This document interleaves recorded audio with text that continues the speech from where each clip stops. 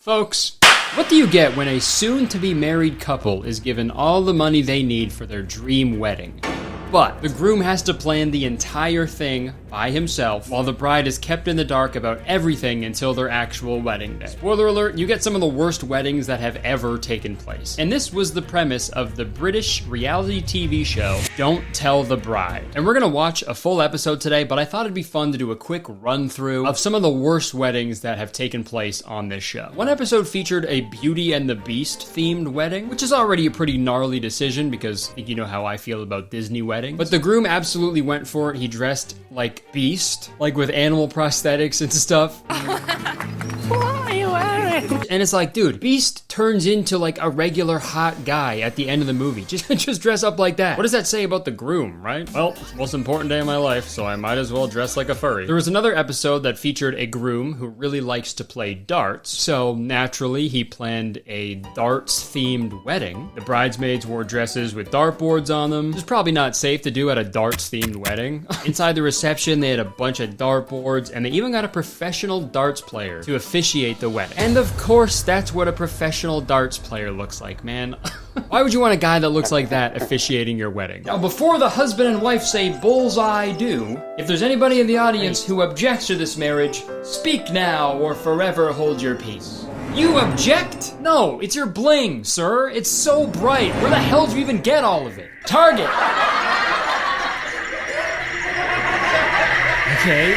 Ow! So I think you guys get the gist of the show. Guys are super dumb and pretty much clueless when we're left to our own devices, and it's hilarious to watch. But my favorite part about the show is seeing like the husband's logic and how they arrive at the choices they make. And I found a great episode that demonstrates that pretty well. So without further ado, let's watch an episode of Don't Tell the Bride. With just 3 weeks and £14,000 to throw the wedding of a lifetime. So yeah, that piece of information like almost excuses any of the insane decisions that the grooms make. Because, I don't know if you guys know this, but my wife and I actually had 2 weddings. And let me tell you, each of those weddings took way longer than 3 weeks to plan. And they cost much more than $14,000. Or sorry, they use pounds. They use pounds in the UK. 14,000 pounds is $24,000. So yeah, it's not like a super low budget, I guess. It's not that bad, but still, like, things add up when you plan a wedding, trust me. You'll see going forward that even with the budget and time constraints, there is no excuse for the wedding that is put on by this groom. This episode follows 33-year-old Adam and 23-year-old Bianca. And the episode starts with a little blurb about how they met. When they met 18 months ago on a dating app. When I first saw Adam, I was attracted instantly because he had like the rugby photo, the action shot. She looked like she squatted, so she had a nice bum. Sorry, I never cry, but sometimes you hear something so nice and you just can't help it. Nice bum. And this next part of their origin story is pretty wild because apparently Bianca was not planning on getting into a serious relationship whatsoever because she had a big trip planned in a few months. I knew I was going away, my tickets were booked. But when Bianca left for the trip, Adam really missed her, so he decided to join Bianca on her 9-month-long vacation. We went from just being, casually dating to literally spending 9 months in each other's pockets. Take notes, boys. That's a good dude right there. That's what you gotta do, man. If a girl says she's not looking for anything serious because she's going on a really long trip in a few months, that's an open invitation, brother. And at the end of their vacation, Adam decided to pop the question. I came up with this idea of making a heart out of rose petals. The fact that he set it up, that's something that I wouldn't expect Adam to be capable of. Okay, that's definitely something every guy wants to hear from their fiance. Yeah, I never knew he was capable of setting things up. I asked him to set up the patio furniture one day. He got so scared he called the cops. Well, he tried to, but he never really figured out how to set up his phone. And shortly after their engagement, they discovered that Bianca was pregnant. 18 months after first swiping right, the couple now have a new life together in South Wales. So now we got a good understanding of the couple, and at this point of the episode, they asked Bianca what her ideal wedding would be if she could make all the decisions. My ideal wedding would just be a glamorous, classical day. I don't want a theme or anything related to what we've done before. I want this to be a new chapter, a new experience. No jokey, gimmicky things, just very elegant. Okay, so classy, elegant, simple wedding, no theme, No jokey gimmicks or anything, not referencing anything they've done in the past. Try to remember those when we hear Adam's ideas. Fate has played a huge part in my life, so I'm going to let fate decide the major decisions of the wedding. I will come up with various options, and Bianca will unknowingly choose her own wedding. Absolutely 10,000 IQ play right there. He's gonna make Bianca randomly choose what her wedding is going to be like with the use of sealed envelopes because it gives me sort of a get out clause, because ultimately if the day doesn't work out, then it's Bianca's fault. Nice, man. That's a good guy right there, dude. Just totally absolves himself of any responsibility and puts all of it on her still. Even though he is doing everything, all of the pressure is still on her somehow. Good guy. So while Adam plans the wedding with his brother for the next 3 weeks, Bianca is sent away on a little family vacation that Adam isn't allowed to invite himself to this time. And as Bianca sadly drives away, Adam immediately starts to work out the details of the wedding. Or sorry, I think I said too many words. Adam immediately starts to work out. Imagine he just doesn't get anything ready for the next 3 weeks because he's just been working out the entire time. Bianca shows up at like an empty church 3 weeks later and he's at the fucking altar like, how do I look? Spent 14,000 pounds on steroids. I hope that's chill. Okay, this is when we find out Adam's 2 ideas for the possible themes of their upcoming wedding. So already it's not looking good because Bianca clearly said she does not want any themes. I don't want a theme. And both of Adam's ideas are themed weddings. Me and Bianca fell in love through travel, maybe getting married on a plane. And the other option is obviously a big part of my life before Bianca came along. Well, obviously I was a prison officer. So we'll look at getting married in a prison. Get married in a prison.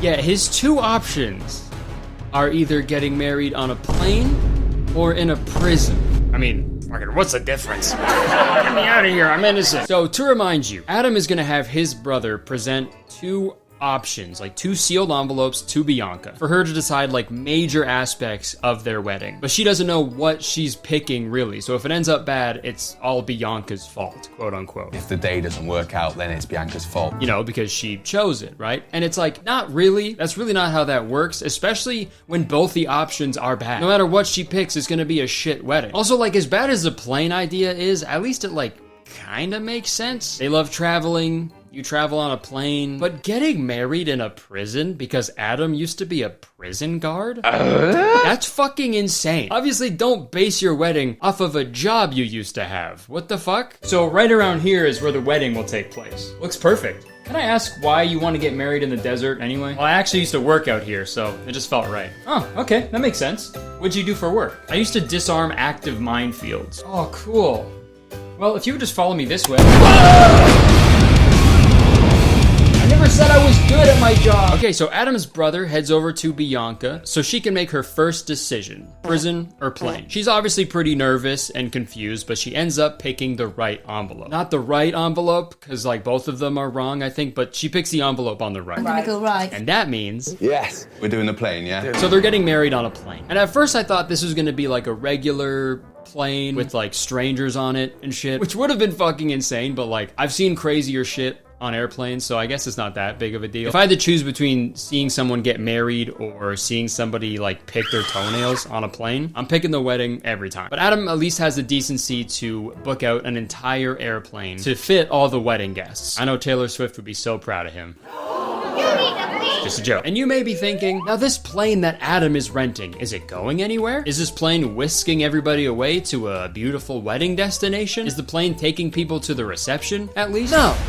None of those. The plane actually isn't fucking going anywhere. Adam is spending 5,000 pounds to put everybody in a plane that will take off into the air, fly around the airport for a bit so they can get married while they're in the air, and then it's gonna land back in the same airport. That's such a dumb idea. When a girl dreams about walking down the aisle one day, I don't think they're picturing that type of aisle. And also, dude, Bianca was 8 months pregnant at the time of filming this. I don't know what it's like to be pregnant, but I can assume it's pretty uncomfortable. And I think being on a plane, the most uncomfortable place like in the world, it's probably a bad combo for a pregnant person. And dude, the next part of this episode is like so hard to watch. Bianca and her mom take a tour of Bianca's like dream wedding venue. And before we go any further, yes, I know, I'll talk about it. I'm thinking the same thing. Holy shit, that that hair is gnarly. Impressive, really. I want to know how many moms took a screenshot of this episode, printed it out, and immediately sprinted to their hairdresser.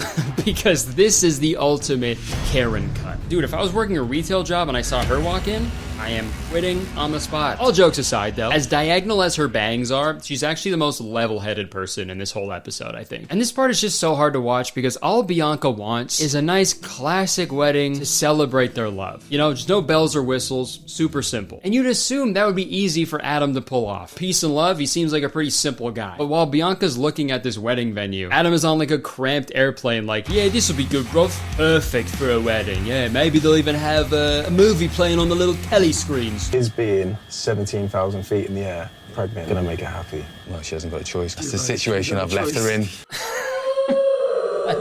Such a shithead. Sorry, I'm being a little mean. Maybe he'll redeem himself with the wedding reception. Unfortunately, he wants the reception to be themed as well. Adam wants to hold a Thai beach party reception. Because they got engaged in Thailand. And although the plane is a bad idea, maybe he'll pick a pretty venue for everybody to eat and dance away the memory of their terrible high-altitude wedding. So let's see what he picks. Oh.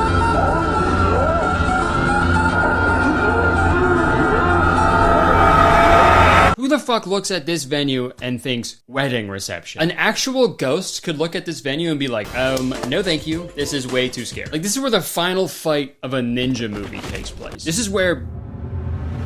This is warehouse. This old dirty warehouse with a leaky ceiling is the venue that Adam chooses for the reception. And he hires this guy to transform the building into Thailand. So I want all my guests to be transported to Thailand. It's also super funny that he says he wants all of his guests transported to Thailand after being on a vehicle that could literally transport them to Thailand. We're not going to get a better space than this, are we, really? I don't think so, mate. So I'm going to shake your hand on it. Guys, you must know better places exist, right? Feel bad for these guys. Okay, so they're now halfway through their 14,000 pound budget, but all they have is the plane ride and the reception venue. They still need to buy rings, dresses, suits, shoes, food, drinks, and a bunch of sand to be transported to the warehouse so it can look like Thailand. We want to fill it with sand. You know, the things that every wedding has. And you know, as much as I'm making fun of these guys, budgeting, it's pretty difficult, right? It's hard to do for a wedding, it's hard to do in our everyday lives, which is why I'm so excited to talk about the sponsor of this week's video, Rocket Money. That's right, this video is sponsored by Rocket Money. Folks, a little while back, I found out that I was being charged every month for a podcast hosting service that I stopped using like a year ago. And this has happened to me several times in the past, where I sign up for something as like a free trial, and then the 30 days go by, they start charging me, I completely forget about it, and then by the time I remember it,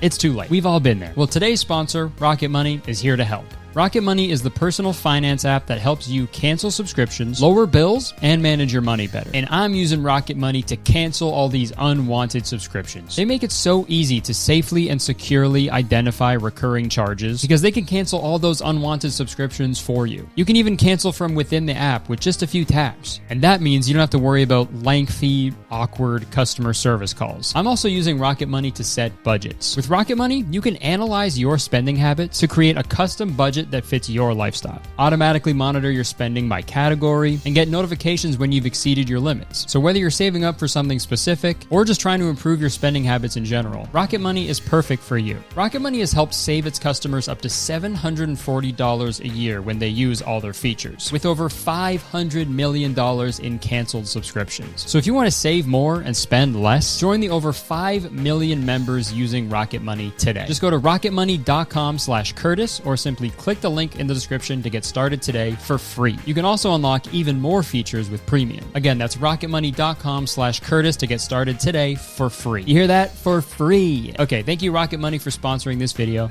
Back to me. And next up is the dress. One of the most important parts of the wedding day. You know, some girls go their whole lives dreaming of their perfect wedding dress. It's an incredibly pivotal part of the wedding. So it's such a big decision, Adam has no choice. But Bianca does. She has to choose whether she wants a cheap dress or an expensive dress. Ideally, we want the least expensive. And they say chivalry is dead. I don't want too much booby, see? I like this one with the cleavage. But unfortunately, she chooses the cheap dress. So the cheap choice it is then. In this next part, Bianca goes dress shopping so we, the audience, can see what type of dress that she would choose if it was up to her. And this is when she voices her concern about Adam choosing the dress. I'm a little bit worried because I'm 7 months pregnant now. Hopefully Adam thinks about that as well when he sort of thinks about his choices.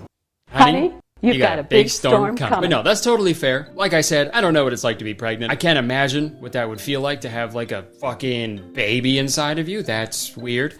Not weird. It's a miracle of life. Being pregnant, that's probably the craziest, hardest thing a person can do. I'd like to think most husbands-to-be would consider that, obviously, if they had a pregnant wife. But we did just see Adam choose the birthplace of hepatitis for a wedding reception, so obviously, he doesn't take that into consideration at all. Bianca chooses a beautiful designer dress, while Adam orders a 160-pound dress off the internet. The currency, pounds, by the way, not like the dress doesn't weigh 160 pounds. Although that wouldn't fucking surprise me if he did that. No, put it on, it'll be a good workout. Dress for women is probably the most important thing. It sort of determines how they feel on the day. But ultimately, she picked that option for it to be the cheapest dress. So if she doesn't like it, then that was her own fault. Like, yo, no, it's not. What a fucking asshole, dude. That's so mean. She didn't pick it. She picked a random envelope that you showed. She didn't fucking know, dude. I can't imagine Bianca watching this episode back for the first time and not divorcing him immediately. His logic is just so flawed, you know? Like, imagine on the plane, Bianca is like, why did you pick a plane to get married on? This is so dumb. I didn't want this either. You picked it, okay? We could have been getting married in a prison right now. It's like, dude, no matter what she picks, it's gonna suck because you suck. Sorry, I digress. Now it's time for Adam to show the bridesmaids the dresses that they'll be wearing at the wedding. And for some reason, he picks 10-pound neon pink and yellow dresses. I don't know the reasoning behind that decision. I feel like maybe he watched an episode of Power Rangers and he was like, oh, okay, so pink and yellow are girl colored. Got it. And I feel like for this whole episode, Adam's been kind of operating on like another planet. Every decision he's made has been objectively awful, but everyone around him is like, oh, yeah, all right, mate, that sounds pretty fucking chipper then, bruv. But this next part of the episode is when Adam finally gets a dose of reality from the sand delivery guy of all people. Yeah, I never had a sand delivery guy at my wedding, but his presence was missed for sure. So the Sandman quotes them 2,500 pounds for the amount of sand that they'll need to completely cover the warehouse floor, which by the way is roughly 16 times more expensive than Bianca's wedding dress. But really, what's more important, ladies? A nice dress or 150 tons of sand? You can't make a wicked baller castle out of a nice dress, I'll tell you that. Ladies, say no to the dress. Yes to the sand. Power over spice is power over all. But after the Sandman quotes them on that price, he goes on to warn them about the safety of the warehouse. You've got rainwater coming in, there's going to be electrical wiring everywhere. You have, in my opinion, massive health and safety implications that you really need to take seriously. So Adam moves on from that dingy warehouse because of the safety hazards. And this was the perfect thing to happen to them because now this is a fresh start. They can pick a completely different venue that will suit their needs much better. And they do find a new venue. Goodbye, old dirty, stinky warehouse. Hello, new dirty, stinky warehouse. Yeah, man, he just finds a different dirty warehouse. Oh, that old warehouse was absolutely fucking filthy, mate.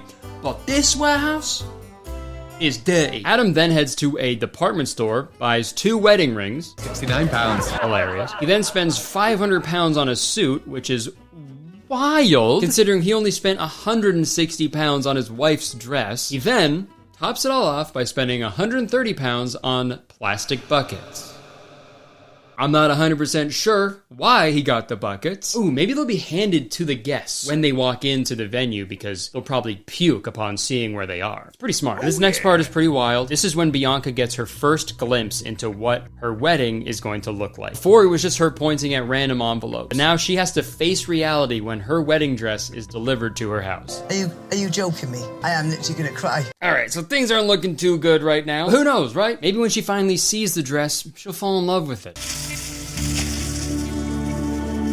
The neckline's crap, the arms are crap, the length of his crap, the material's shocking. Rubbish. Why play games with me now? Okay, this is really sad to watch, obviously, but God, it's even sadder because, like, of what we know. Like, I'm sorry about your dress, but you don't even know the half of it. You don't know anything about the dilapidated warehouse that's being filled with sand. It's about to get so much worse. And this is the challenge of the show, I guess. Weddings are inherently expensive, so if you spend a big chunk of your budget on one aspect of it, the other aspects are gonna suffer. So it's just a matter of knowing your partner and what they value the most. And I guess sometimes dudes don't know their partners that well at all. And it's just so frustrating because it's like, you could just get married in like a pretty part of a public park, right? Kind of like Eminem there. I got married in a pretty part of a public park. But no, seriously, just fucking get married in a park for free, rent out like a big cheap tent for the reception, and then spend the rest of the money on stuff that like matters, right? Like, why does there always have to be a fucking theme in these episodes? It's like, you know, an Extreme Makeover Home Edition, when they're showing the family the renovated house, and then when they get to the kids' room, they're like, hey Braxton, we heard you like swimming, so we actually drilled all of your bedroom furniture to the bottom of your pool. This show is like that, but with wedding. But we're getting close to the end now, so let's get back to the episode. So I was speaking to my dad the other day, and he said a line that just resonates through my head all the time now. Listen, son, if she loves you, she'll forgive you. Good attitude to have, brother. All right, guys, it's time. It is now the morning of the wedding day, and everybody is getting ready. Bridesmaids are wearing their neon dresses. Bianca's mom has got her neon hair, and I can only assume Bianca is gonna have her neon Adam's neck when she sees it. The guests arrive at the airport, and they got high hopes for the wedding. Had to have high hopes for the wedding. That's the only information we got told was a passport. We're hoping he's gonna fly us to Spain. Okay, super messed up to tell them to bring their passport, right? That is diabolical. A passport implies the act of leaving a country. They're not even leaving the same airspace, really. They're just flying above the Bristol airport. Why'd you tell them to bring their passport? That's fucking mean. Like, imagine if someone invites you to their birthday party and they're like, I don't want to give anything away, but make sure you pack a bathing suit. And then when you get to their house, they're like, all right, you're gonna help me nail my kid's furniture to the bottom of the pool. I saw it on TV. All right, guys, it's go time. Adam shows up to the airport in his finest sneakers, boards the plane, and waits for Bianca to arrive. Bianca enters through the back of the plane. Adam and best man Alec are hiding up front. I wouldn't really call that hiding. I don't think you can really hide anywhere on a plane. All Bianca has to do is look to the front of the plane, which is, by the way, the usual direction people look when they're on a plane. Like, does she really not see him? God, I'm so excited to get married. And on a plane, too. Are we seriously getting married on a plane? That's so stupid. I hate planes. And I'm pregnant too. Oh yeah. This is so uncomfortable. If our marriage happens on this plane today, this will officially be the worst thing that has ever happened on any plane ever. Okay. Whatever, I'm over it. At least we know the baby will be safe. You know, they say flying is the safest way to travel.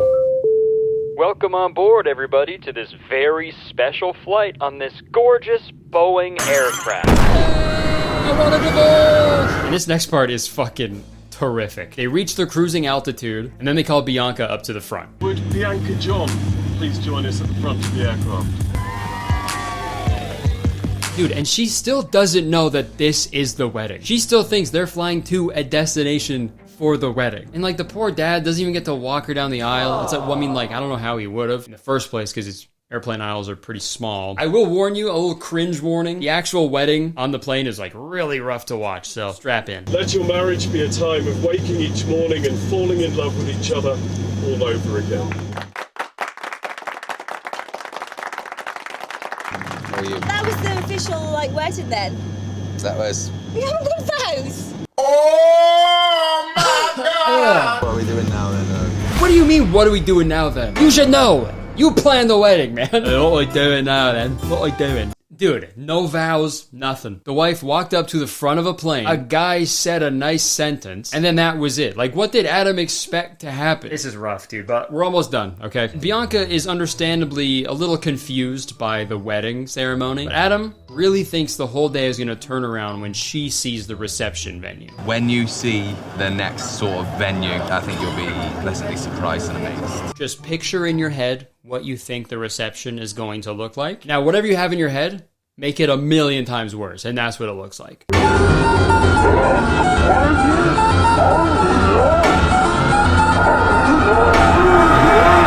Oh my God, dude. What the fuck? Dude.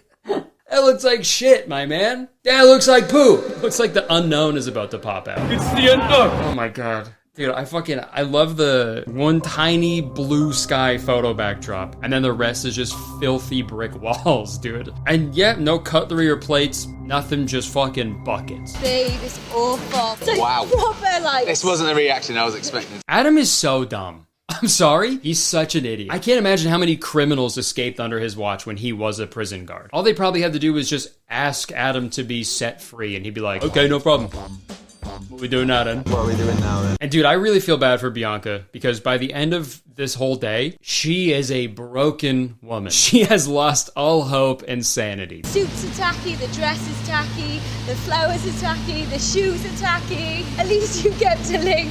Like, dude, this is her Joker origin story, dude. Wanna know how I got this wedding ring? So the episode ends with Bianca and Adam enjoying the rest of their night to the best of their ability, and then we can only assume they live happily ever after while they raise their baby boy together. So that was an episode of Don't Tell the Bride. This is an evil show, I think. Give dudes a small budget and a limited amount of time to plan like the most important day of their lives. That's bad news. And I'm not sympathizing or anything. I'm not trying to cut Adam any slack here. But like, this is a dastardly television program. And that is proven even further when the credits roll and it is revealed that this show was devised by John Rowlands. It all makes sense. This is a show that only could have been devised, okay? It was not created. No more wedding planners, okay?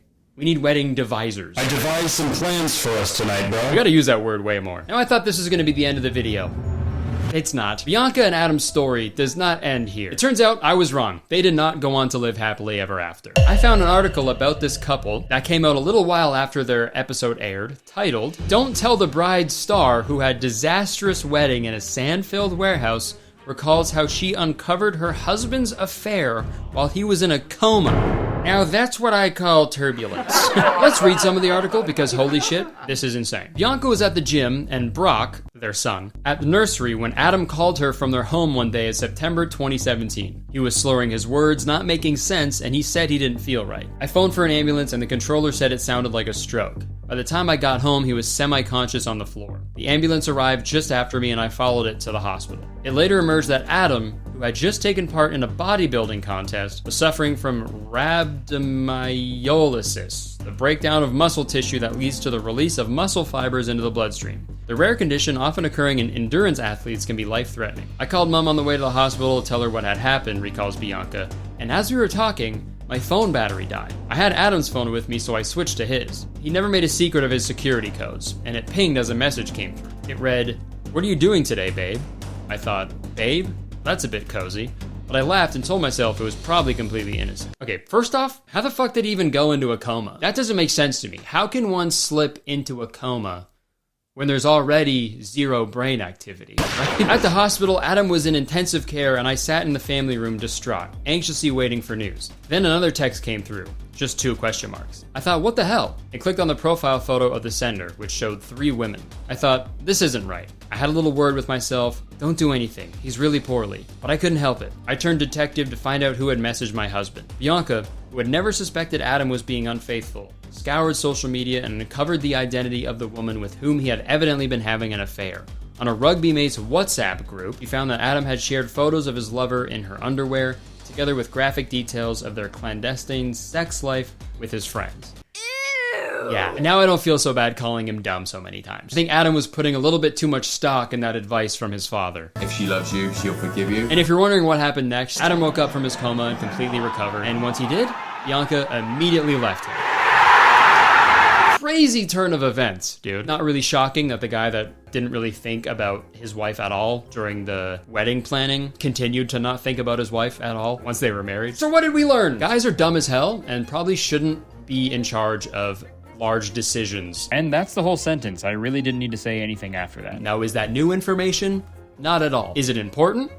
Yes! All right, that's it. Thank you so much for watching. Hope you guys enjoyed it. If you did, please press the like button, because 1 like equals 1 grain of sand I will bring into my office. And leave a comment. Let me know what you think about this whole thing. I'm excited to see what you guys have to say about this one. And guys, subscribe. Subscribe right now. What are you doing? Almost at 5 million. Let's friggin' get it, okay? And as soon as you press the subscribe button, you become a valued citizen of Kurdistan. If you didn't know, Kurdistan is the best place to live in the world, and I'm the mayor. So you have to be nice to me. It's the law. And check the description for the other stuff I do. I got a podcast. I got shows in Irvine, California coming up. All right, thanks so much for watching. I would stick around, but unfortunately, I have to go puke into a neon plastic bucket. See ya.